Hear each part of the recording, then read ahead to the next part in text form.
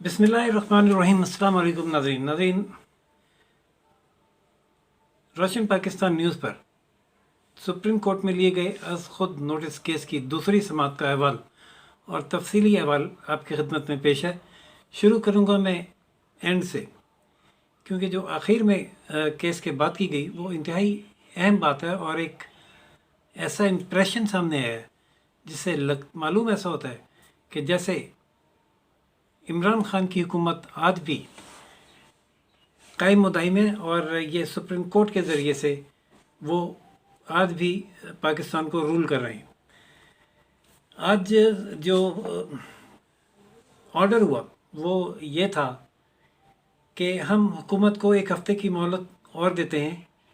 वो ख़ुद तस्हीह कर ले, क्योंकि हम अगर करेंगे तो ये इंतज़ामी अमूर में मदाखलत होगी और इससे रियासती अमूर जो हैं वो मुतासर होंगे। यानी ख़ुद वो ये रियलाइज़ कर रहे हैं कि जो वो ऑर्डर करेंगे वो इंतज़ामी अमूर में मुदाखलत और रियासती अमूर में को मुतासर करेंगे। और जबकि एक अहम शख्सियत वज़रा बैरूनी दौरों पर हैं और वो अहम मंसूबों पर काम कर रहे हैं मुल्क की मईशत संभालने के लिए। दूसरी जानिब हुकूमत को ये भी कहा जा रहा है, प्रेशराइज़ किया जा रहा है कि वो एक हफ़्ते के अंदर अंदर जो उन्होंने फ़ैसले किए थे वो उनमें तस्हीह करें। वो फ़ैसले किए हैं वो भी आपको बताएंगे। और जो सबसे एक खौफनाक ऑर्डर है वो ये है कि FIA और NAB को ये हिदायत की गई है कि जो हाई प्रोफाइल केसेस हैं उनमें जो तफ्तीश का रिकॉर्ड है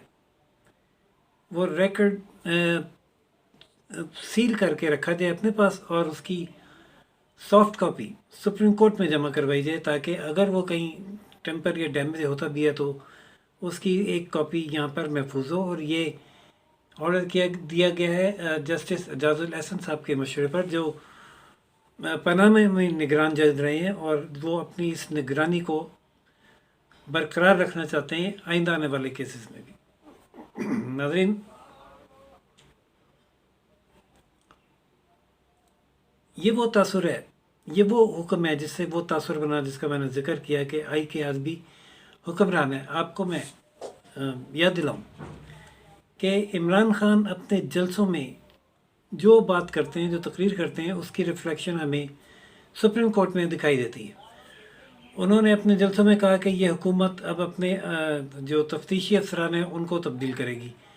गुज़िश्ता तारीख पर तफ्तीशी अफसरान के तकर्रुर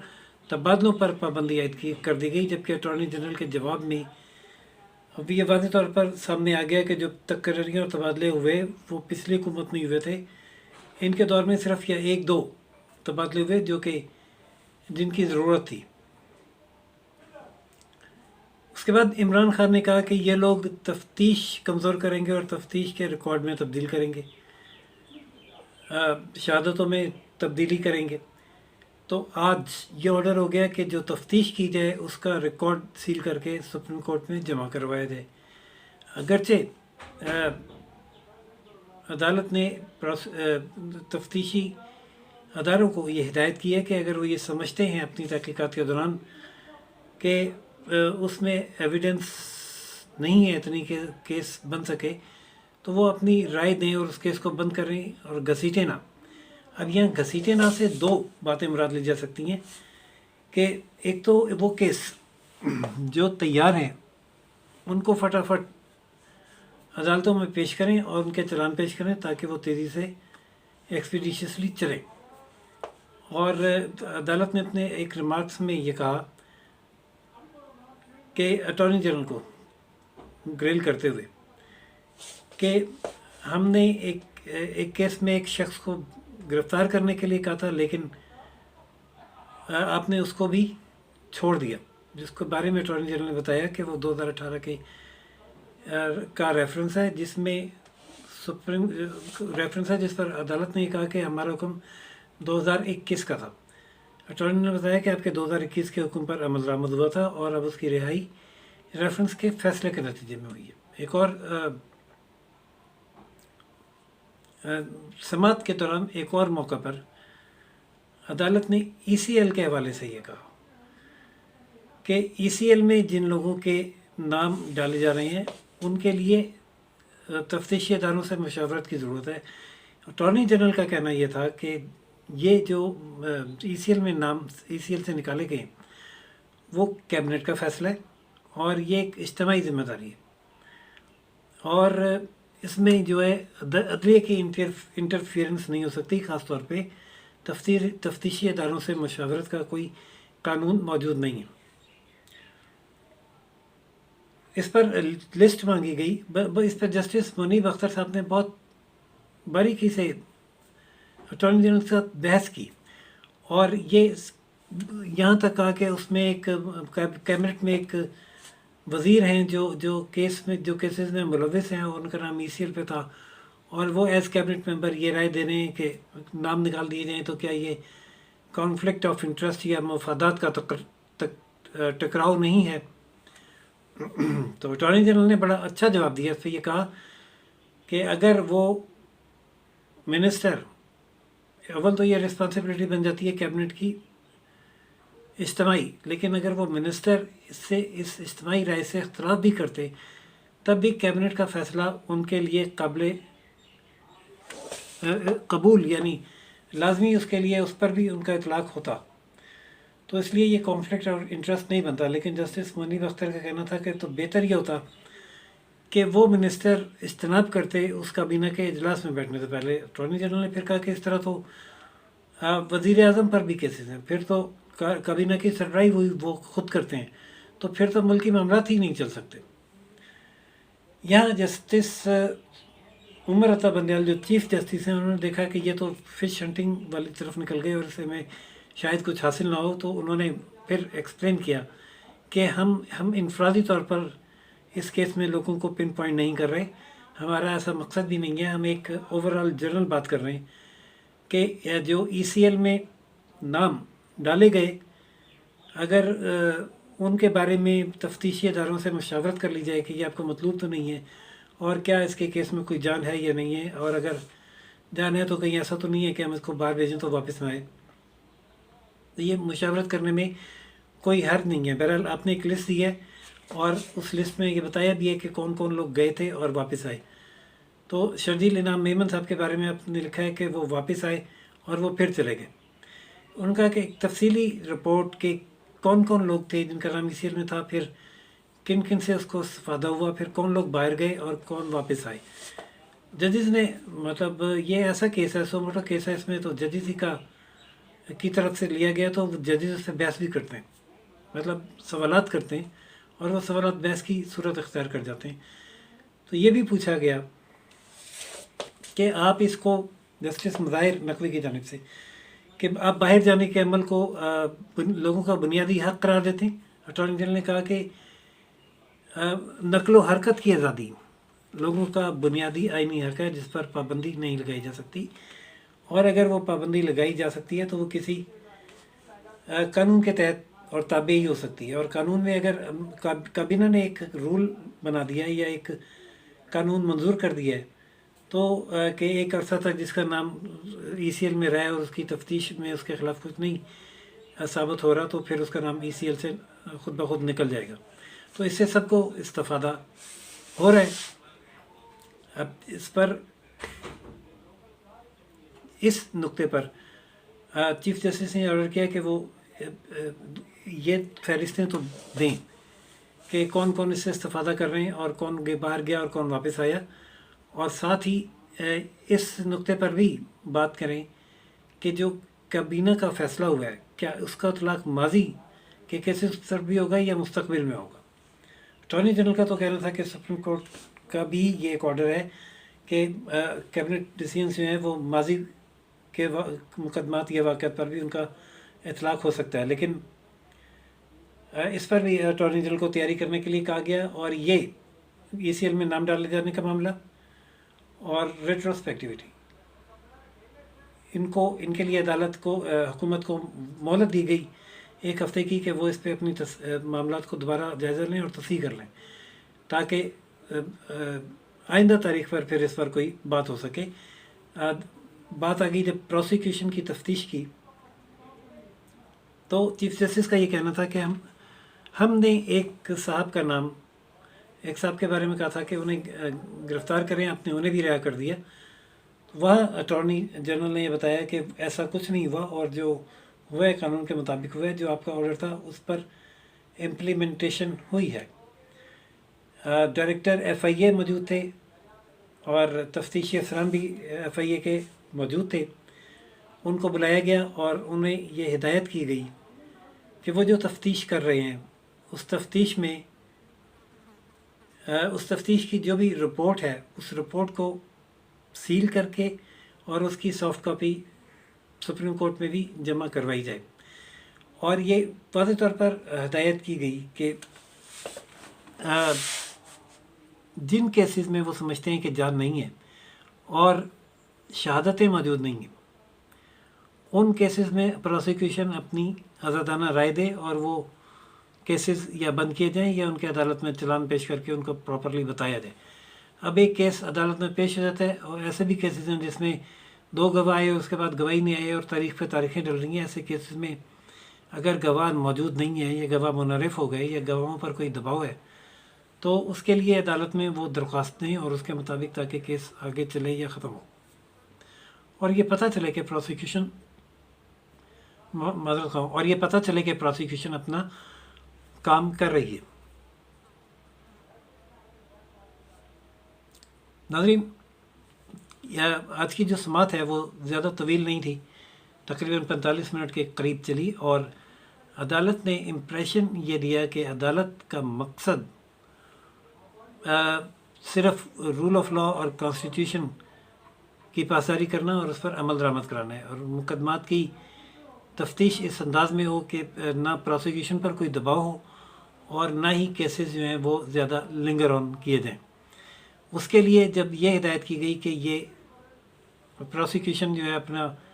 ساری تفتیش کا ریکارڈ سپریم کورٹ میں بھی جمع کرائے، تو یہاں اس نے ایک منفی تاثر جو ہے وہ مثبت نہیں بلکہ ایک منفی تاثر کریٹ کیا ہے کہ وہ یہ ججز جو سپریم کورٹ کے ججز ہیں ان کی اس قسم کی نگرانی یا ریکارڈ طلب کر کے اس کو محفوظ کرنا چھوٹی عدالتوں پر ایک دباؤ کی صورت اختیار کرے گا. کہا یہ جا رہا ہے کہ جو فیصلے یہ ججز جو اس بینچ میں بھی شامل ہیں پاناما میں کرتے رہے ہیں، وہ اس حوالے سے کچھ تھوڑا سا انہیں کنسرن ہے کہ کہیں ان کیسز میں ایڈورس فیصلے نہ آ جائیں اور اس سے سپریم کورٹ کا پاناما کیس متاثر ہو یا اس پر کوئی حرف آئے. لیکن اس قسم کی کوئی کوشش کہ ذیلی عدالتوں پر اثر انداز ہوا جائے، یہ حکومت کے لیے یقیناً قابل قبول نہیں ہوگی. بات اگر کی جاتی ہے کہ حکومت کی پرفارمنس کی، اس قسم کے ریمارکس دے کر کے حکومت کی بہتر گورننس کا اندازہ اس بات سے ہو سکتا ہے، اس بات سے ہوتا ہے کہ انہوں نے اپنے وزیر اور مشیر کن لوگوں کو لگایا. اگر وہ میرٹ پر قابل اور سنجیدہ لوگ لگائے جائیں گے تو گورننس اچھی چلے گی. ناظرین، لیکن یہ ریمارکس ماضی میں 4 سال چلنے والی حکومت پر ایک دفعہ بھی نہیں آئے جس میں ایک سے ایک شاندار مشیر لگایا جاتا رہا اور میرٹ کی خلاف ورزیوں پر لگایا جاتا رہا.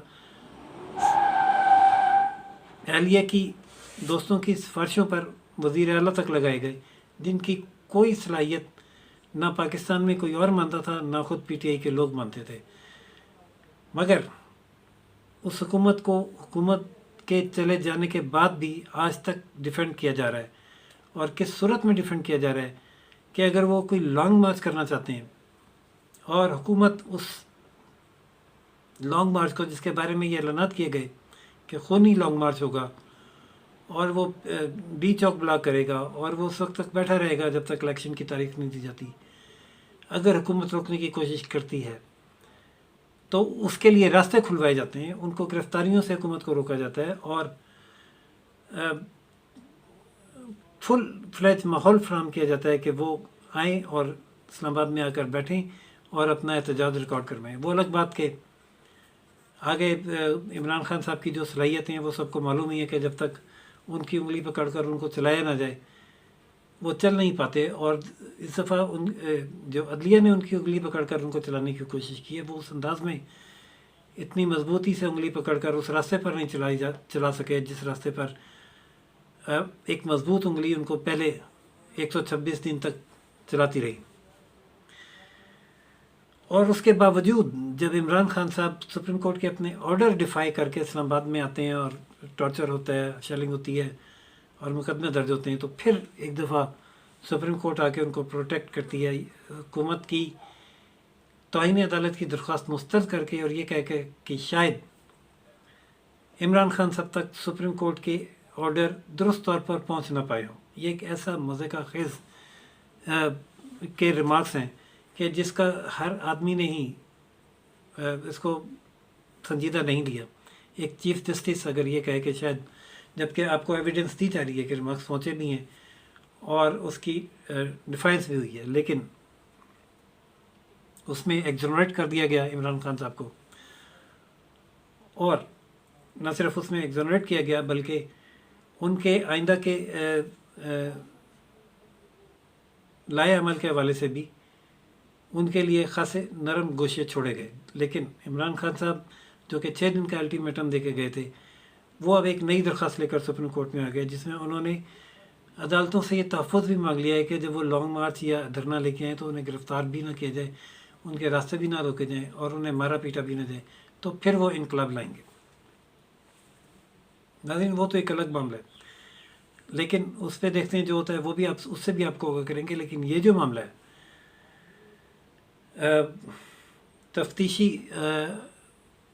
تفتیشی اداروں اور تقرر و تبادلوں میں حکومت کی مداخلت کے حوالے سے از خود نوٹس کا، یہ ایک انتہائی سیریس اور سنگین نوعیت کا کیس ہے، جس میں یہاں تک کہا جا رہا ہے کہ کابینہ میں منسٹرز کس قسم کے ہونے چاہیے، کون کون سے منسٹر کس اجلاس میں بیٹھنے چاہیے یا نہیں، اور کابینہ کو کیا فیصلے کرنے چاہیے، اور اس پہ ججز پرسنل لیول تک، معذرت ہوں یہ لفظ یوز کرتے ہوئے، لیکن ان کی طویل سوال و جواب بحث سے ایسا لگتا ہے کہ پرسنل لیول تک جا کر یہ بحث کر رہے ہیں کہ فلاں اس میں بیٹھا کیوں تھا اور اس نے یہ سپورٹ میں ووٹ دیا کیوں۔ تو کیا کوئی بھی دنیا کا قانون یا آئین یا نظام اس قسم کا عدلیہ کو اتنا وسیع اختیار دیتا ہے کہ وہ حکومتی اور انتظامی معاملات میں اس حد تک باریک بینی کے ساتھ مداخلت کریں اور سوالات جواب کریں اور از خود نوٹس لے کر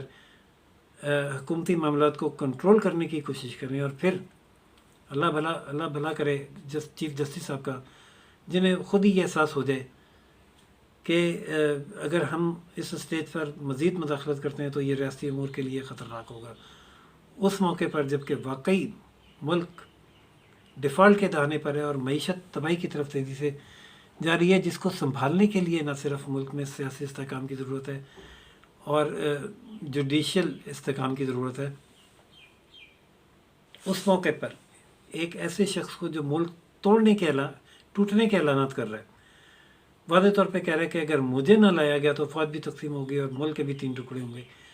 اس کو سپورٹ دینا، اس کے خیالات کو سپورٹ دینا، اس کے اقدامات کو سپورٹ دینا اور حکومت کو ایک ٹف ٹائم دینا، یہ بہت سے لوگوں کے ذہن میں سوالات کھڑے کر رہا ہے۔ یہ سارا عمل سماعت 1 ہفتے کے لیے ملتوی ہوئی ہے، یعنی جو آنے والا ہفتہ ہے، اس کے بعد نیکسٹ ویک میں 14 جون کو دوبارہ یہ سماعت کے لیے کیس مقرر کیا گیا ہے، اور ایک نئی رپورٹ اٹارنی جنرل اور تمام ادارے عدالت میں پیش کریں گے۔ پراسیکیوشن کی تفتیش کے حوالے سے سافٹ کاپیاں عدالت کو بھجوائی جائیں گی۔ اور ایک اور ایشو میرے ذہن سے رہ گیا، ابھی دوبارہ آیا ہے تو میں آپ کو بتاتا ہوں کہ نیب کا جو چیئرمین ہے، اس کے تقرر کے حوالے سے بھی حکومت کی جانب سے سپریم کورٹ کی جانب سے ایڈوائس آ رہی ہے کہ نئے چیئرمین نیب کے تقرر میں حکومت سوچ سمجھ کر فیصلہ کرے۔ یہ واضح طور پر اشارہ ہے کہ جن صاحب کو چیئرمین نیب لگانے کی باتیں ہو رہی ہیں، یہ کوشش کی جا رہی ہیں، اس سے اجتناب کیا جائے اور کسی دوسرے صاحب کو جس کو شاید یہ سپریم کورٹ بھی پسند کرے یا ان کے مرضی کے مطابق ہو، لگایا جائے۔ اور یہ کہنا کہ نیب وہ ادارہ ہے کہ جس کے جورسڈکشن میں نہ فوج رہی ہے، نہ عدلیہ رہی ہے، نہ بیوروکریسی رہی ہے، صرف سیاستدان رہ گئے، اور اس کے بارے میں جسٹس مقبول باقر واضح طور پر نیب کے بارے میں لکھ چکے ہیں، اور ہم نے ماضی میں دیکھا بھی یہ کیسے پولیٹیکل مینیورنگ کے لیے استعمال ہوا۔ جب ایک دفعہ پیٹریوٹ بنی تھی تو پیپلز پارٹی میں سے ان تمام لوگوں کو توڑ کر پیٹریاٹ بنائی جا رہی تھی جن کے نیب میں کیسز تھے، اور ان کا نام محترمہ بے نظیر بھٹو نے نیب زادے رکھا تھا۔ ماضی میں ہم نے اس 4 سالہ دور میں دیکھا کہ جو پولیٹیشین حکومت کو ٹف ٹائم دیتا تھا یا سخت بیانات دیتا تھا یا ان سے سخت سوالات کرتا تھا، اس کے خلاف نیب ایکٹیو ہو جاتی تھی۔ پہلے وزیر اعلان کرتا تھا کہ فلاں شخص گرفتار ہو جائے گا، اس کے بعد نیب اس کو گرفتار کر لیتی تھی۔ اس حد تک نیب کو استعمال کیا جاتا رہا، اور اب پھر ایک دفعہ نیب میں اپوائنٹمنٹ اس طریقے سے کروائی جا رہی ہے کہ اس کو حکومت کے بجائے کوئی اور استعمال کرے۔ ناظرین، کیا بنتا ہے آگے چل کے، کیا صورتحال سامنے آتی ہے، کیسے عمران خان کا رول اس کے جانے کے بعد بھی قائم و دائم رہتا ہے، اور کتنا وقت دیتی ہے یہ حکومت، کتنا وقت دیا جاتا ہے اس حکومت کو حکومت چلانے کے لیے، اور کتنا احسان کیا جاتا ہے اس حکومت پر عارضی طور پر 1 ہفتے یا 2 ہفتے کے لیے مداخلتیں نہ کر کے۔ جو بھی صورتحال ہوئی ہم اس سے اپنے ناظرین کو آگاہ کریں گے۔ چینل لائک، سبسکرائب اور شیئر کرنا نہ بھولیے گا ناظرین۔ دیکھتے رہیے روشن پاکستان نیوز۔ اجازت دیجیے راشد ویپو، اللہ حافظ۔